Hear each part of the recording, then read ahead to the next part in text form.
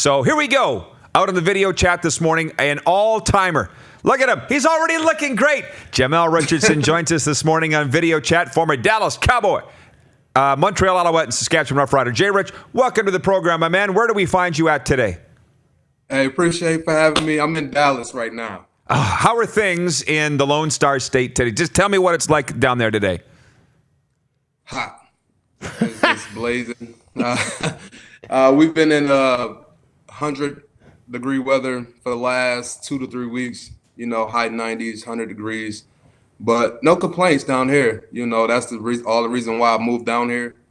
And I'm just enjoying it, you know, enjoying my family. So I was actually just going to ask you how you are with the heat, because frankly, I love it too, and I think these guys in the bunker do too. Yeah. So, Jay Rich, let me just tell you that we are jealous, and it looks like life's great. 11-year CFL veteran, got a lot of things to get to with you, Jay Rich, and I know a lot of your old teammates will be very excited to know that you're on today, and they're going to want to watch this interview because you were so popular when you were here. But this is what I remember, and you're still popular. But I want to say this: you left Hero Boy, went to Dallas, came back a man to the Alouettes in terms of just your overall, the way you are, but also as a pro football player. What happened in Dallas to you that the light seemed to go on? To be honest, it was just the way Terrell Owens practiced. You know, I watched him. You know, I kind of trademarked my game after him, the run after the catch. And, you know, once I seen him practice, and he practiced with a 10-pound vest on every day. But you couldn't tell. Like, he was just blowing by people with it on. So, you know, when I was just like, okay, I thought I worked hard, but I was like, I'm not working hard enough.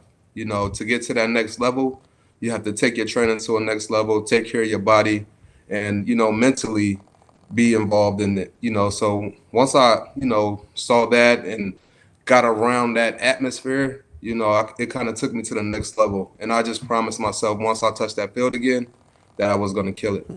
So what changed? So what was it like, you know, in Montreal when you ascended to being one of the, you know, the league's best for, you know, a number of years? What did you feel that was different in Montreal?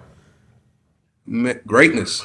You know, it was greatness there. You know, Anthony Calvillo, Ben Calhoun, Kerry Watkins, you know, a bunch of guys, you know, that was, you know, pretty much just great, you know, and Coach Tressman, you know, changed my life as well. You know, he sat down with me numerous times, you know, just to talk to me, tell me what my mindset should be. You know, I told him where I wanted to go, and he asked me, you know, what steps I'm going to take to get there. So, you know, I lived it, and I wrote it down, and I achieved it. You know, I just wanted to be the best player out there, and, you know, I'm super competitive, so I wanted to be the best. Jamel, you mentioned Terrell Owens as kind of a contemporary and a peer that you tried to model your game after, but I'm wondering, what was 8-year-old, 9-year-old, 10-year-old you, who was a player that you looked up to, and as a kid, you know, when you're out there playing that imaginary game and throwing passes to yourself, who was the star you wanted to be then? Michael Irvin. You know, big, flashy, you know, talk it, backed it up. I loved it. I loved everything about him. So he was that guy for me. You know, when I went out there, I was always Michael Irvin. You know, like I said, same body type, the flashiness, the cockiness, and, you know, he lived it, and he talked it, he backed it up. So that was my guy.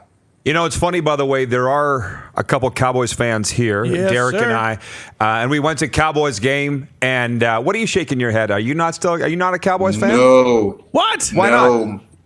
I'm a Giants. I'm from New York, so my son You're is 6 alum. years old, and he's a Cowboys fan. So Well, he should be. Smart kid. But Jay Rich, the point is, we go to a game at Cowboys Stadium when it was Cowboys Stadium. Remember the intro, and they had Michael Irvin the video, and he's going nuts, and he got 90,000 people losing their minds before the cow. And then remember they brought the bull out, and the bull rider was spinning around. Oh my God. Michael Irvin, just explain how big a deal he is in the Big D, if you don't mind. Michael Irvin, you know, they love him. You know, he's very positive in the community, and he's always the same. He always bring that energy whenever he's around. And he, like I said, he's a positive role model in his community. So, you know, the fans love him. They love anybody that played for the Dallas Cowboys, for that matter, that helped them win those rings 34 years ago. Jamel, before we get to what you're up to these days, I got to know, you're a Giants guy. We're some Cowboys guys. Your boy's a Cowboys guy. Who wins the NFC East this year? Whew. Not the Giants. I'm a realist, so I'm not going to say my guys, but we're going to be competing for that title. But I like what the Eagles are doing. I like what they're doing. I like the receivers that they brought back, the run game, and they're going to have a healthy quarterback. So, and of course that defense is going to be stout. So we're definitely going to have our hands full this year. The Cowboys, of course they're going to be, I don't know, dead last or maybe second to the last. You're killing us right here. You're killing us. Your poor kid. Hey, Jay Rich, by the way, as you can tell, we've been waiting a while to get you on and ask you these questions. Mine, for me, is because Luke Mulliner to this day tells Jamel Richardson stories. Like, was he your best friend on this team? Because it sure seemed like he was. That was my guy. Right. We came into the league together. We were young, so yeah, Luke is my guy. Right. So the reason I say bring this, him and that whole pack of guys love you.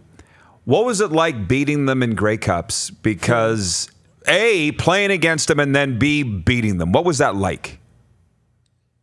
Of course, playing against them, it was very competitive. And pretty much the Riders was our rivals. During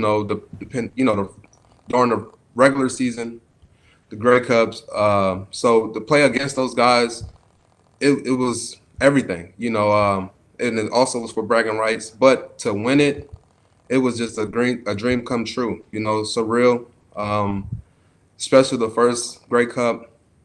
Just the way it ended, the way we had to come back to fight for it, the way we went out there to the west coast and beat them pretty much on their home field. It was everything that you can dream of. I would say, well, two last questions, Jay Rich. We have a lot of coaches watching this show every day, but we have a lot of current players and ex-players watching this show. I'd like to say I'm a friend of Mark Trestman. I'm definitely a fan of Mark Trestman. How would you in 60 seconds explain what his secret is to his success as a head coach? Details. You have to pay attention to details. He preaches it, and and he also preaches, teamwork. Play for the man next to you. We all have a common goal, and you just don't want to be that guy. You're gonna hold your teammates accountable, and go out there and just be the best version of you.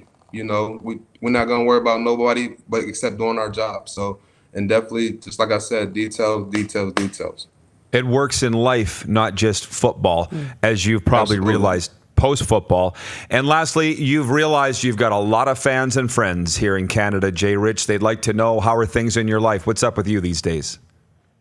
Everything is good. Trust me, I love them too, and I miss them. But I have my own training business going on, upstate connection.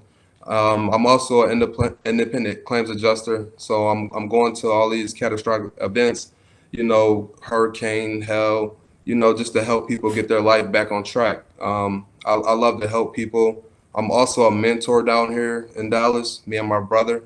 It's all about giving back to the kids what the game gave to me. They see somebody that's successful, it maybe could rub off on them. We all been through it, and I just tell the youth, don't be a product of your environment. If you want change, you can change it. You just have to make it happen. Wow, that is some magic coming out of your mouth this morning, Jay Rich. Thanks for spending some time, and we got to get you up here soon. Absolutely. I can't wait. Thanks for having me, guys. You're watching Rod Pedersen On Demand. For more of The Rod Pedersen Show, visit rodpedersen.com or follow Rod Pedersen on social media.